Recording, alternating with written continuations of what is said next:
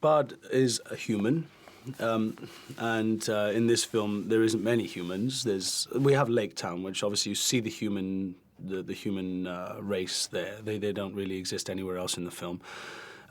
He's a bargeman. He basically brings the empty barrels back into Lake Town from the mouth of the river that goes into Mirkwood, into where the woodland elves live.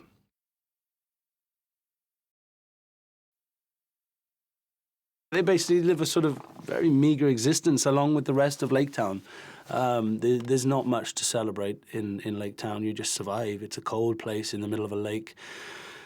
They have no money. Their affluent times have long gone since the dwarves left Erebor. There's no trade in the town.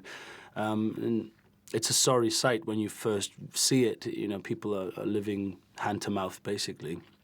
And so is Bard. Bard and his family. He supports his kids. He looks after his family. That's all he has to live for, really. And obviously, then these dwarves come along and cause a bit of chaos around him and Lake Town.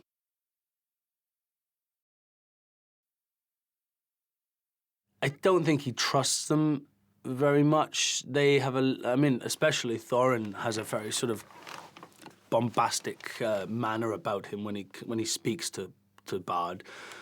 Him and Dwalin have a sort of, you know, they don't like this bargeman sort of character, you know, because I'm not going to mess about. I'm not putting my life in danger. I'm doing you a favor, you know.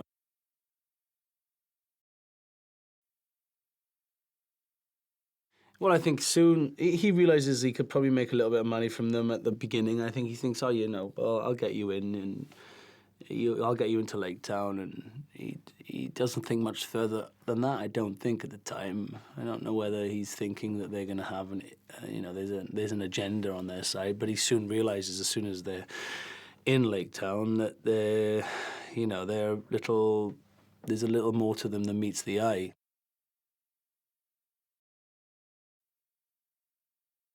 Bard does at the beginning of the film when you see him in Lake Town, and he just wants to keep his kids out of it. He doesn't want to be part of what's happening with the dwarves. He doesn't want to be part of their reclaiming of the mountain, because he knows what it will bring.